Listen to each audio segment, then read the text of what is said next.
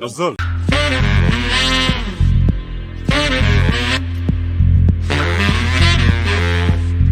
Hello and welcome to the Hot Kitchen of Yazol Podcast. We are the three amigos, your story chefs on duty, cooking you some of the hottest stories from out there, Gisat Sukun. And now, straight out of Vancouver, the big man, Zol on the wheels of steel. Please welcome DJ Bakumba. Welcome DJ Bakumba here. Welcome to the new podcast. And happy new month. Yep. And from Edmonton, his friends call him Le Japonais, the music teacher and master guitarist. Please welcome Dennis Lissa. Hi everybody, welcome on board. How was the birthday last week? Oh, it went very well. A lot of surprises. Yeah, big cake. Big cake and then Okay. a lot of birthday wishes and everything went well. Yeah, that's good.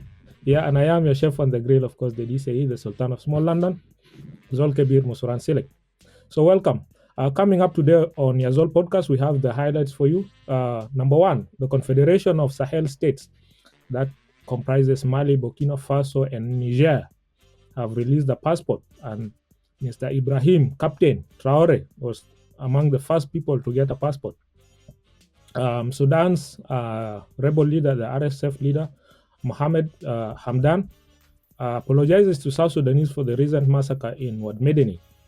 And shock in West Nile, Uganda, as a woman who was declared dead 4 years ago has apparently come back to life.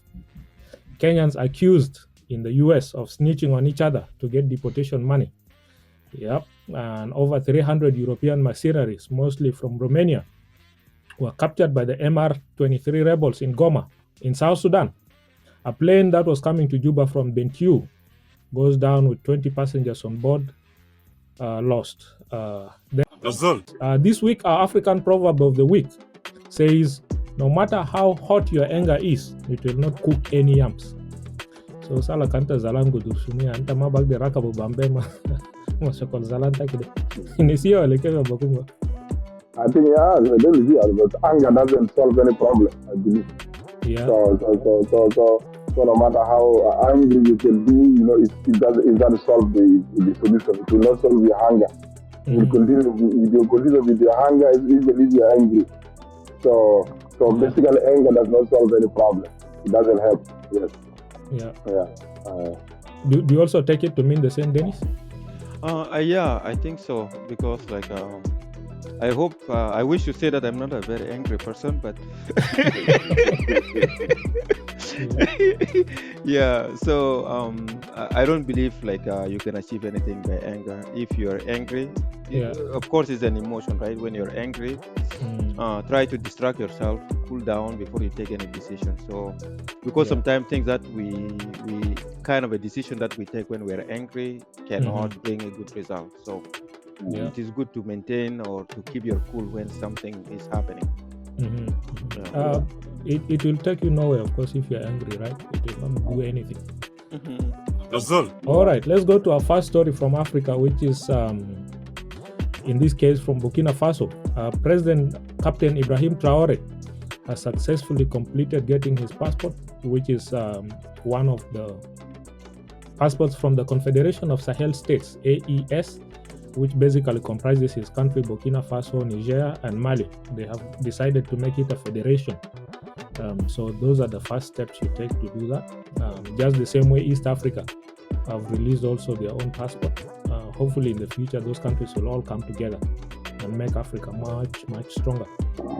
But apart from the passport, of course, there's also a big investment project in Burkina Faso, which is close to 60 billion CFA francs, a Coca-Cola factory which was set up in Burkina Faso.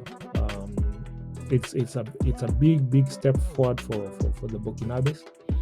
The company's CEO, a lady called Estelle Caroline Quadraogo, for the first phase of the project, says it will bring about 105 jobs directly and 500 to 600 indirect. Indirect jobs up to about 3,000, basically 3,500, which is a big step, right, for Hakuma, that the young president is ready to do so much for his country in such a short time compared to many African states, which still some even don't have factories and all that. What's your thoughts, Bakumba, on the story? Yeah, I think so. It's always good move to hear those stories coming out of West Africa, and then obviously being led by the African president Ibrahim Traore. Yeah. So that it's a good move, and I think Burkina Faso is moving very fast. I wish other leaders can be able to copy a few of the things that he's doing. I think he even was able to pay off his stopped borrowing. I think they even pay off their debts and stuff. So there's a lot of things that are happening there, and I believe the economy is really moving very fast. So we hope that people will learn from there, and that the passport and all African countries one day maybe open so that people can actually travel freely, like people in North America or Europe where there's no borders. You just move from one place to another without any problem. So we hope one day Africa is heading there, most likely. Despite all our difficulties, one day we are thinking we'll have pretty much open borders, open trade, so that we can be able to grow. So big up to the West Africans, to the new confederation, and we hope, all those confederates, one day I'm sure they combine together as one Africa. That's a good step forward. And of course, it seems President Mahama, the new president of Ghana, is also supporting him. That's right. Dennis, what's your thought on the idea of the factory? For me, going back again to Ibrahim, he's setting a precedence. Yes. And the thing is that I'm looking at it is that African people has been failed by their leaders. When we have a good leadership, people are able to progress. Yeah. But when we have a corrupted one, or the one that does not set an example, you find that the country is going backward. So now we can be able to learn something. Like if you see the case of Rwanda, Rwanda has been progressing, the GDP, everything has been going up, and the same thing for Ibrahim Traore. So that tells us that for us, if we wanna develop, we need to get a young blood, and we need to get somebody that is not corrupted. And those are one of the ways that can make us to progress very quickly. And the other thing is, one of the theory that was brought by Garang, peace through development. For us to have peace, we need to embark in the project of development. Because once people are seeing progress, people are seeing their children are going to school, their children are vaccinated. There is no incentive for people to take arms to go and fight as rebels. So those are the examples that we need to replicate to other countries if we can. That's why in our villages, when it's harvest time, people are busy dancing. They're not going to create any war. When people stomach the food, you have no time to talk. And I will guarantee that in Burkina Faso, people are gonna have peace for a longer time. But the unfortunate part of that is also people who are progressive, people who want to make change, they normally don't survive. Because they collide. There is a collusion of interest. Those countries, when they see that their interest is in jeopardy, they make sure they eliminate them. So those are the things that may come along the way. I don't know. So that's why they need to protect him through thick and thin, right? Do anything. So that's why he's in the military gear all the time. Mercedes with Taraf and everything. Wherever he goes.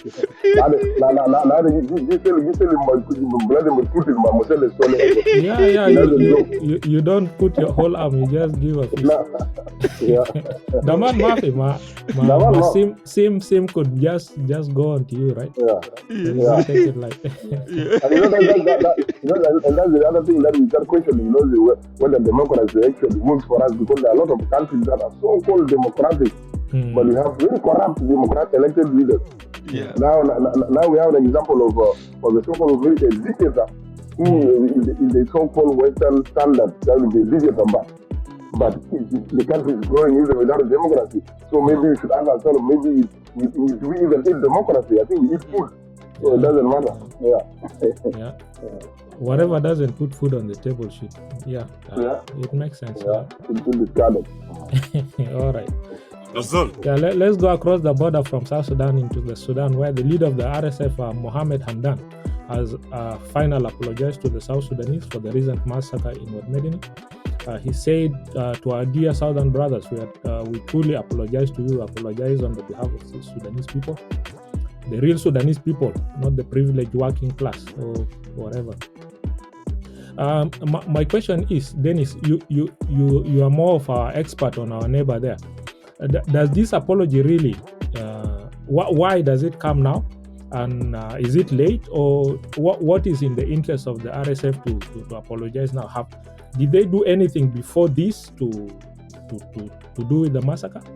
Did they release any statements on whatever I think happened? they have released a lot of statements, not from Mohamed Hamdan Daglo himself, but a lot of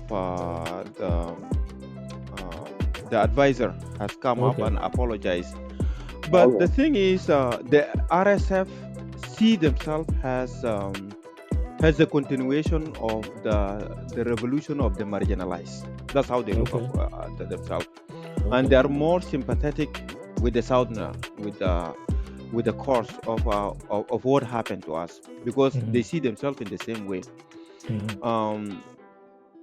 I am just very surprised, on the both sides of the government of South Sudan and the government of Khartoum, the apologies that happened, not the one by Mohamed Hamdan Daglo, but the one from Burhan. I have not seen any apology from Burhan.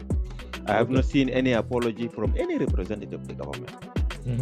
At the same time, it is even ironic, a government also is kind of, if they are protecting the interests of the northern,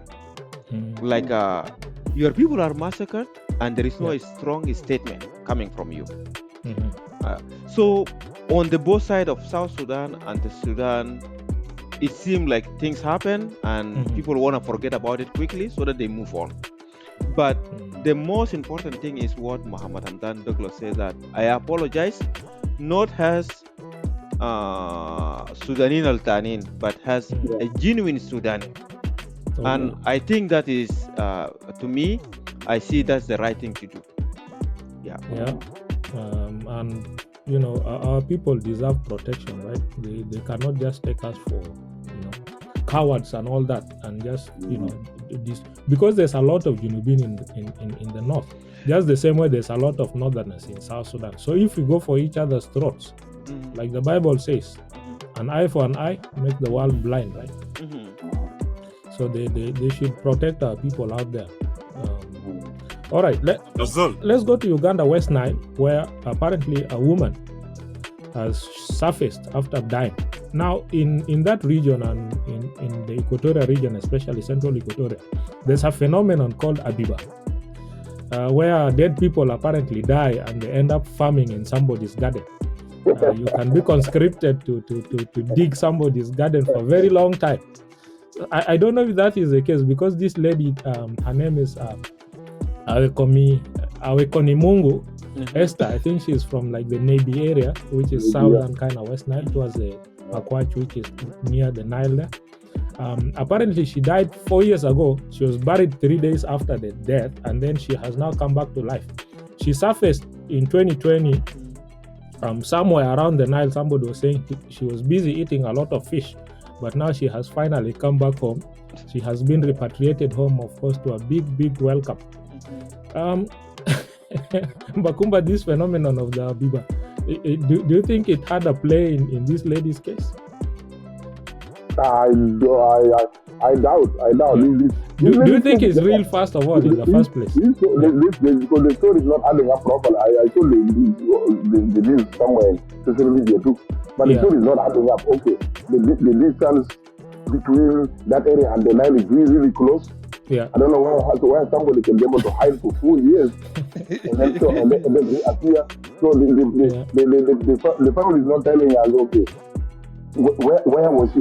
Did she run away with the husband? Was she married? What happened to her? Who did they bury 3 years ago?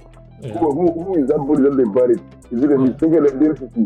There are so many groups in there that doesn't make any sense. But the phenomenon of people, I think most of them they just believe. They just believe, and it's been used actually against for like, for example, in some areas, even in some areas, you got that border there. If you are successful, maybe you are a good business, or you are running your studies, running good, people just accusing you that your success is good to some people. So people just use those things. It's a form of jealousy and towards other people. But the story of this missing lady, I doubt. She probably ran out with another man or something. But the question is, who did they bury? That is the problem. Who did they bury 3 years ago? And we don't have that answer. Yeah, maybe if the grave is there, they should actually go check if there's. Yeah.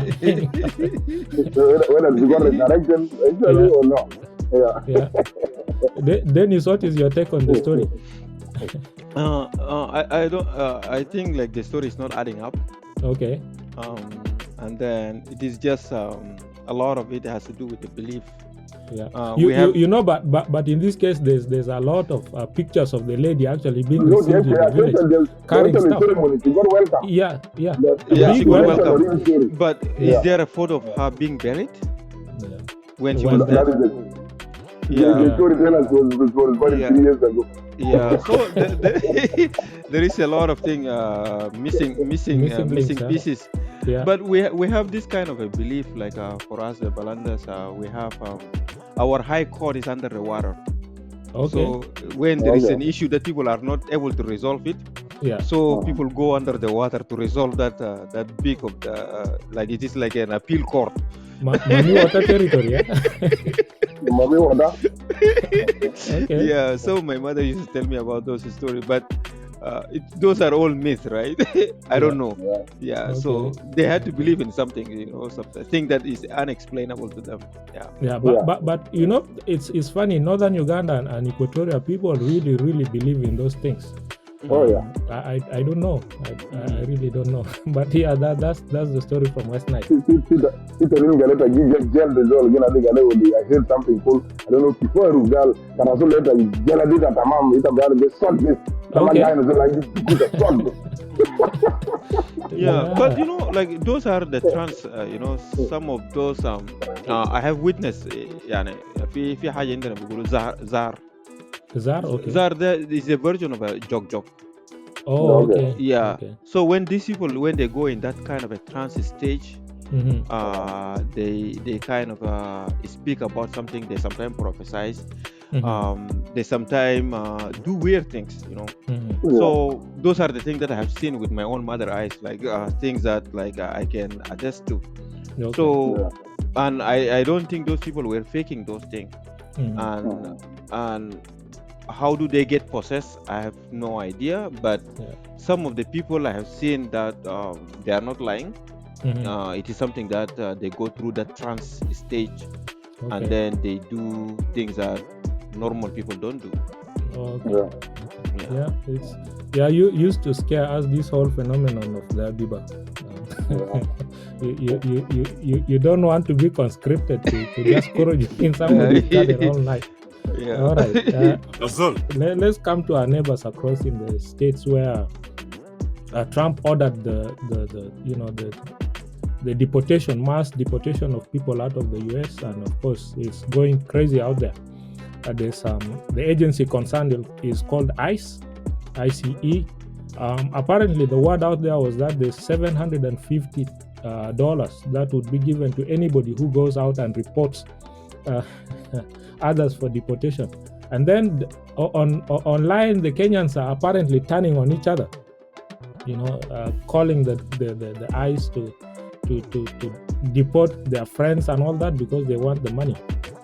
42,000 Africans are on the list to be deported. About 4,000 from Somalia, 3,800 Mauritania, Nigeria 3,600, about 3,000 from Ghana, 136 Junubin are on that list too. I don't know who they are. If you are the unfortunate one, Mafi Moshkela Rafi Bet Rakorojo. So that's the story in the States. I don't know why would people be turning on each other, Bakumba. Kalamta Bob Debe Saket Yabuku. I think a little bit Kalamta push. If somebody needs something, in their pocket, and they just use the opportunity. If that money is there anyway, if the money is actually there, I think it's going to depend from state to state. Or ICE is doing actually dishing out that money. You're not actually sure, but people are turning against each other, and there's African in general. A lot of poor people. There's a lot of jealousy in between.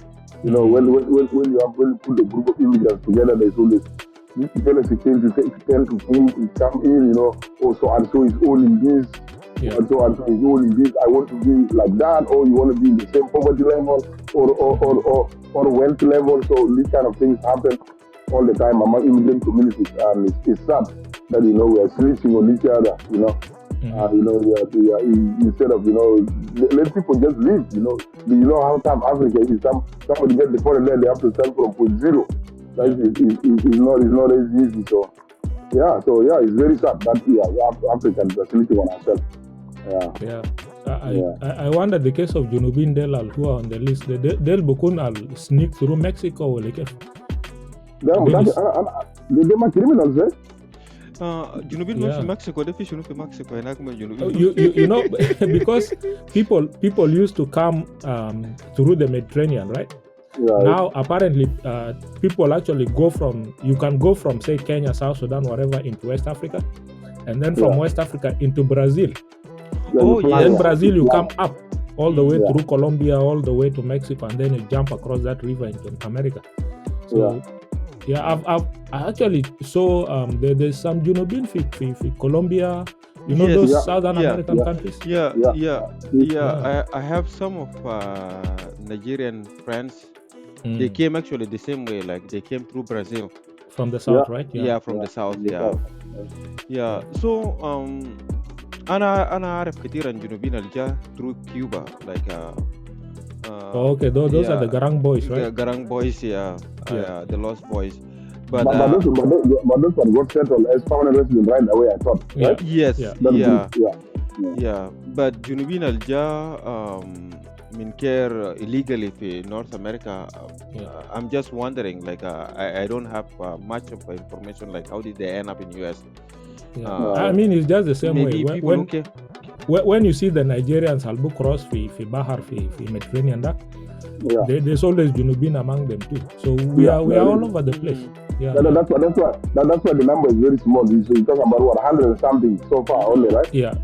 So the number compared to other African countries, definitely our number is the smallest because most of us most of the people who are already in the US or Canada, they settle as government refugees basically. So there's only that small number that came through land, I believe, from the SS from Brazil. But so, these are sorry, go ahead, Dennis. Gruzia come so that people should know. 750. But actually, the ICE report your brother just because of 700. The ICE came out and said they are not actually giving money. So, they are not giving money. But what fascinates me is like Times Square in New York and most of those malls, Alcan Africans, Malian Fogon. These days, if you go there, you'll not see them. And then even some of the farms don't even have workers too because people are in hiding. Yeah, because these ICE people, they can just raid anywhere because they have that federal authority, right? So the state even essentially city like New York, you cannot be protected because ICE has the authority to pump into you and just arrest you and deport you right away. So people have to hide. So that means Trump is starting very strong. Of course. With a lot of aggression. Aggression to the Musu Leneni, I think it's starting that tariff thing. So it's no joke. Well, let's go across to the DRC from South Sudan, where in Goma, the M23 rebels took the city. And then, of course, they were able to capture over 300 foreign mercenaries who are fighting for the government. And they quickly deported them through Rwanda because, of course, Goma is located such that the only way for you out is either you go through Rwanda or you jump into the water of Lake Kivu.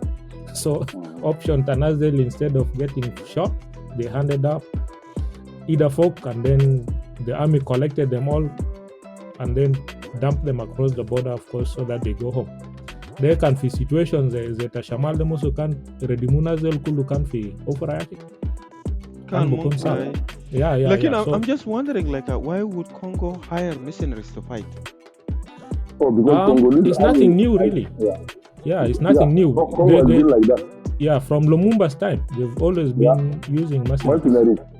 Yeah. But why wouldn't Congolese defend their own country?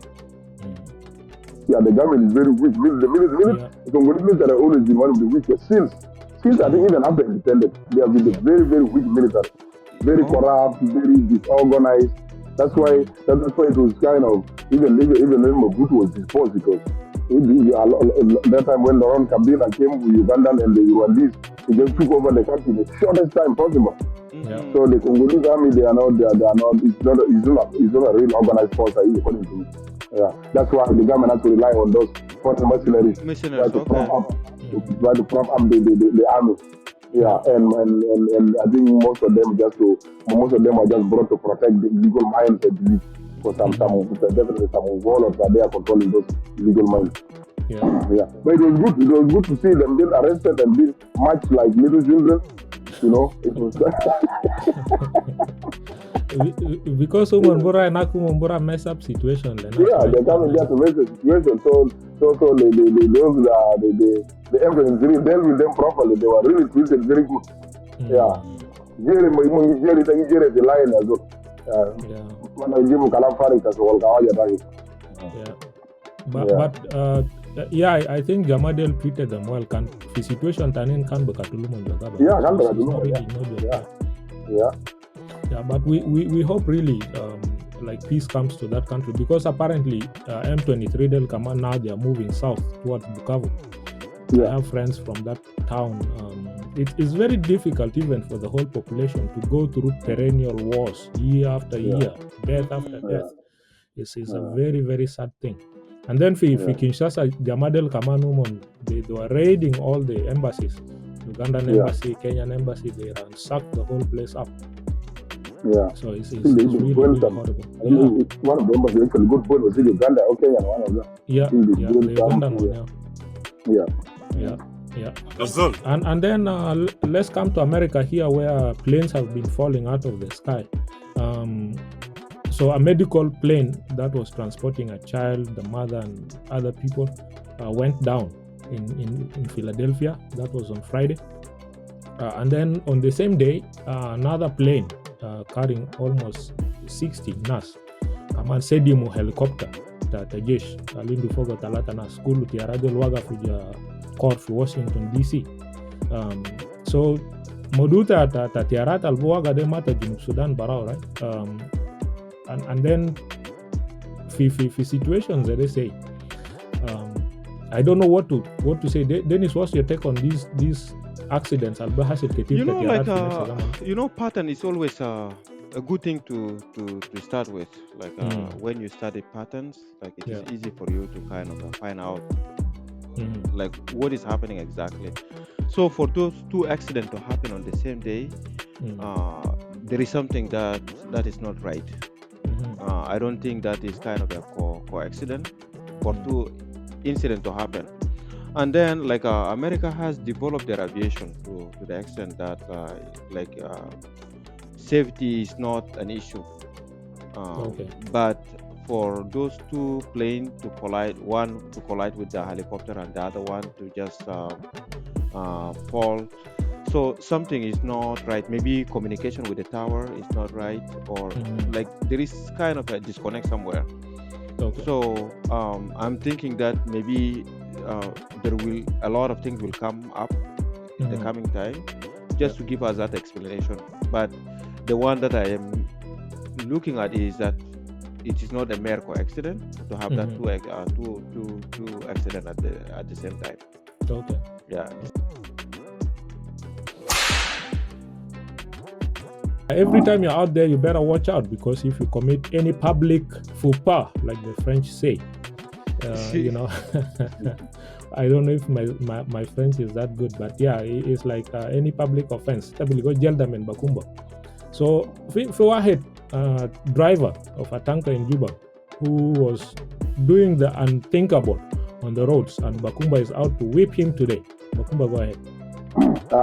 There's one video of one Arabab Dakon Tamoya, the tanker bill, the one that is transporting water into houses in Juba. It's written clean drinking water, but I doubt if that water is actually clean from the Nile. So this guy was just violating all the traffic rules. And the worst part of it is the police officer is doing it in front of the police officer. The police officer was the lady police officer for the traffic. The guy just violated all the rules, jumped from one side of the road to the other one, climbed the barrier and the dividing barrier of the road, and all manner of violation. And he probably got away with it using bribes, or maybe he's being protected by somebody. Maybe the tanker belonged to a godfather, somebody in the government or something. So that's the ladies and people who are living making the country look backward and look lawless and disorganized. So only riders, especially the driver, my city, Arabia, to go short so that we need order in the street on the road. We are tired of people dying from accident with a border accident with a tanker deal. Sometimes they just crash people left, right, and center. So no, they put them up so that they have sanity on the roads. Yeah, so Zole and Azalan Mokali. So hata kuna asma munio ligo sota lela. So always be on the watch out. Bakumba kele maja adi bita tamam.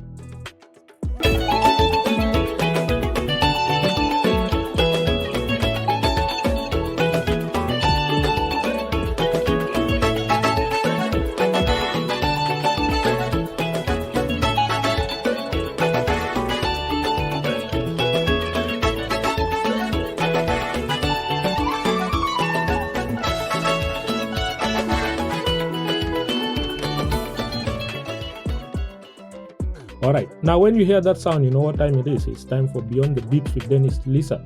Of course, he goes every time behind the beats and the sounds of the music to bring us stories and ideas and thoughts on what happens behind the music. So today, he'll take us more into the remixes and collaborations that happen in music. Why do musicians actually need them? Why do you need to collaborate? Of course, the most famous title is Mary Boyoy Harmonize.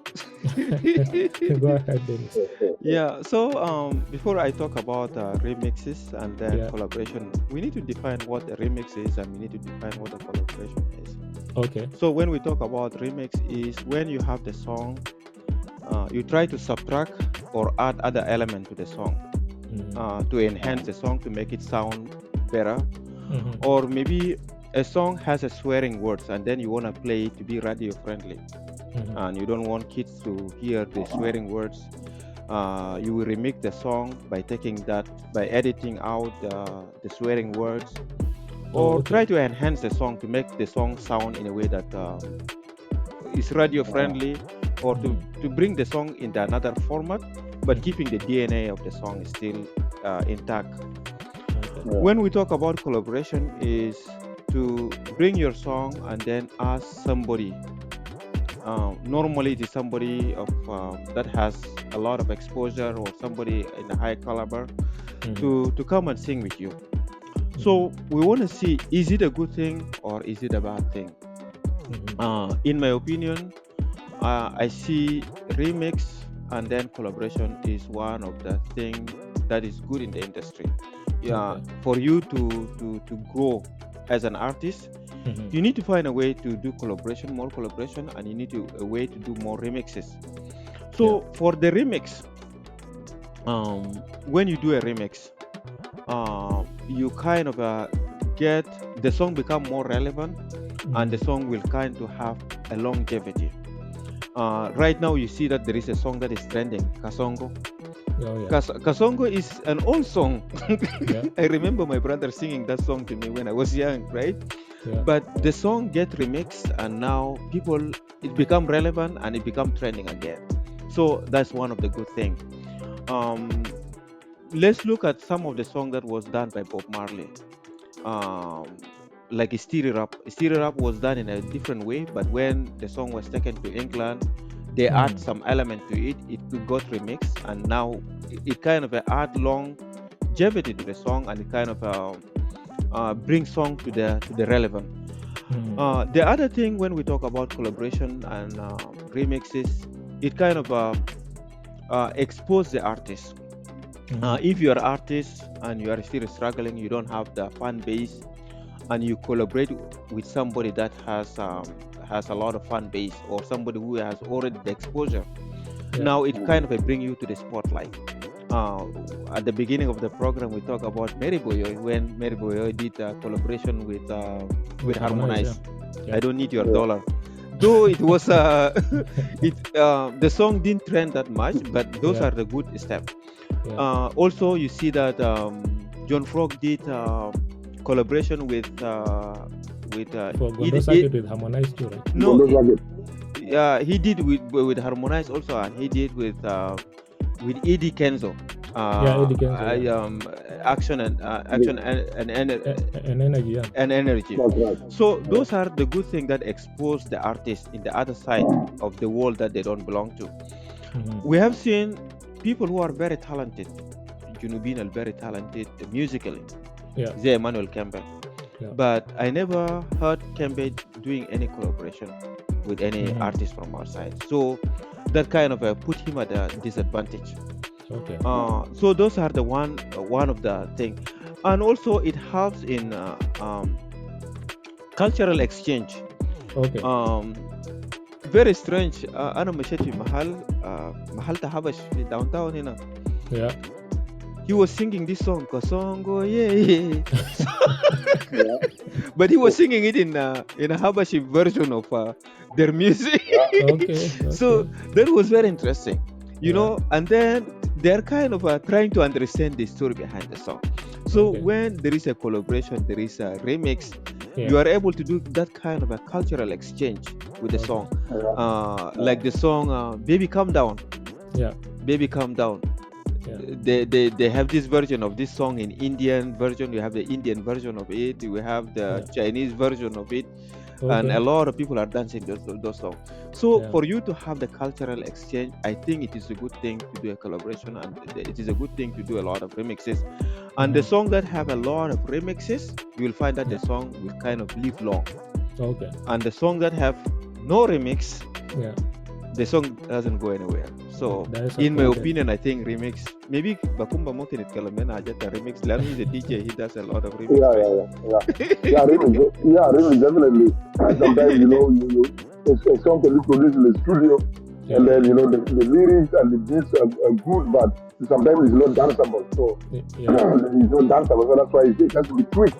Sometimes it needs them to be changed a little bit to make it more danceable. Like you see all many songs that are different versions from here, and then there's a different version for the club. There's always one song can have two different versions, and it's definitely true. It enhances the song, it makes it a little bit more enjoyable. So that's for remixes. And obviously for the collaboration, some of the biggest songs are all collaboration. There's some of the biggest rappers, I don't think they even produce a song by themselves. People like DJ Khaled, you hardly hear him sing his own song. He's only collaborating with somebody, and he's making lots of money. So exactly. Now let's go to South Sudan via Australia, where Silver X has launched a war on Juba artists. He's saying, and this is what he wrote: "The day I will be back to Juba and to the music game, DJ Cent will be deported back to Yambia. John Frog will be forced to resign from music with no apology to the public. Wajah Music will be told to go back to photography. Ali Joma will sign a contract to sing strictly for his community in his language. Franco Lokonyomi will be declared officially a Kakwa music artist." That is Silver X for you. And Dynamic, on the same note, has gone for MC Lomex's throat for lacking style in his fashion and not doing much about his music. Of course, these past few weeks, there's been a back and forth between Wajah Music and Franco Lokonyomi going at each other for this or that reason, calling each other Girie, which is roasted meat and whatnot.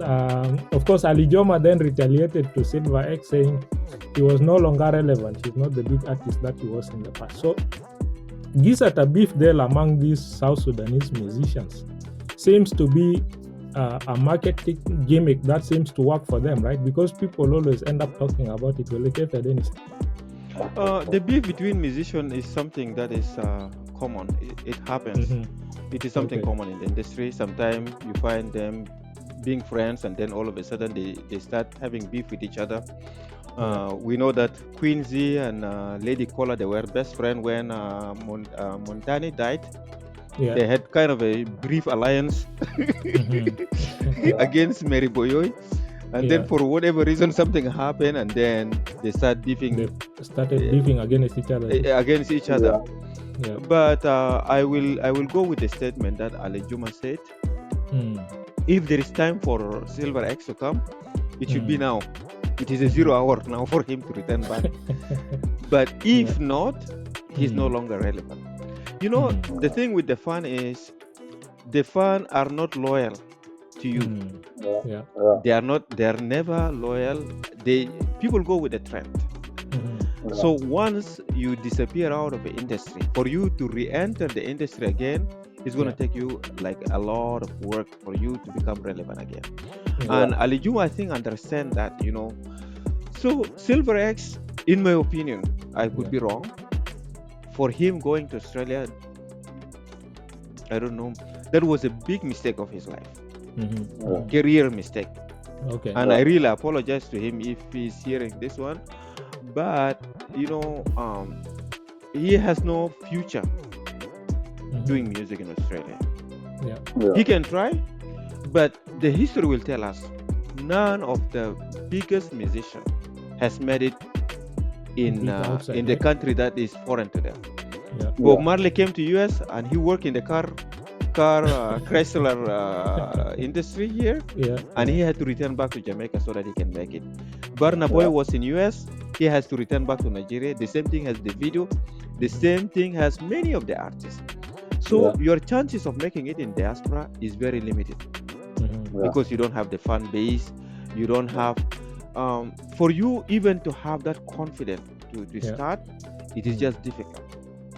So for Silver X, for him to say that he will return back, he better return back right away. Otherwise, if he has to stay in Australia for another 2-3 years, chances of him making it is very slim.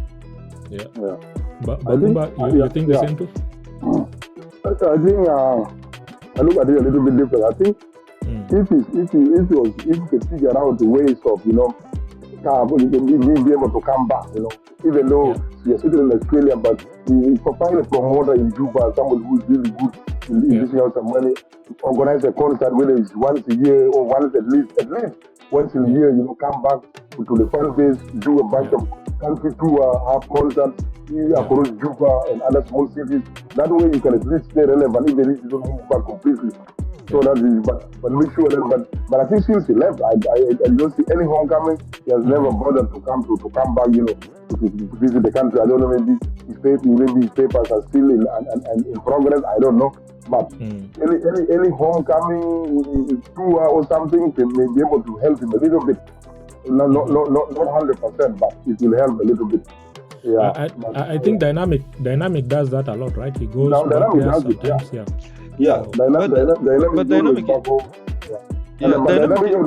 audience is different too. So dynamic is reggae, clash battle, Jamaican style. So which a lot of people are not familiar with, but he has developed that fan page and that reggae fan page of clash competition. So, because I remember having a conversation with him, actually, Dynamic. And I asked him about his South Sudanese side, because he Hajardet Lukumin Wen, whatever, those Hagani Tota Tarab Juba Del. He does it, he told me he does it out of love for the audience. And that's why he goes. Last time he went as far as Yei, right? To do a mini concert and all that. So, like, really, it makes sense. If Silver X can do a back and forth between Australia, it will keep his fire burning, right? It could, You know, like for Dynamic actually he's promoting the industry. Like he went. Now he did Ruka Festival 2 times, I guess, in Juba. Yes. He did a Ruka Festival. But you know, for Silver X, he's in a very between the rock and hard place.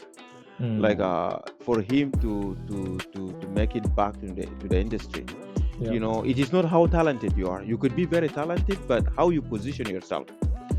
We have seen people like Yaba Angelosi. Yaba Angelosi is a very talented. He's a multi-instrumentalist. He is a good lyricist. He has a lot of talent. He could have made it. But the fact of him being in North America, the fact of him being... he's not supported. Yeah. There is no way that he could make it. Now, how many of you hear about Yaba Angelosi now? He's somewhere in Bahrain, I think. Somewhere. Bahrain, somewhere. He's in Bahrain. But there is no way that he can re-enter the industry again and make it big. Possible. Yeah. And the element of age kick in too. The more like your age passes, like it is difficult for you again to re-enter the industry. Yeah. They'll start calling you uncle and kicking you out of the club. All right. Well, that brings us to the end of this episode. Of course, we take this chance to thank you for always watching and supporting us. We look forward to seeing you again every Sunday. If you're out there, of course, today's episode came out like about 2 hours ago. So go to our YouTube page, Yazol TV. You'll catch up with all the stories, the fun and the laughs and everything on Yazol TV on YouTube. And of course, if you're out on Facebook, Facebook is back to South Sudan. So big up to Hakuma for that, for opening the door so that our people can enjoy some content from Yazol. Yeah, you can follow us on Facebook, DJ Bakumba, Dennis Lissa, and of course myself, Dedi Seyi. So always remember to tell a friend to tell a friend.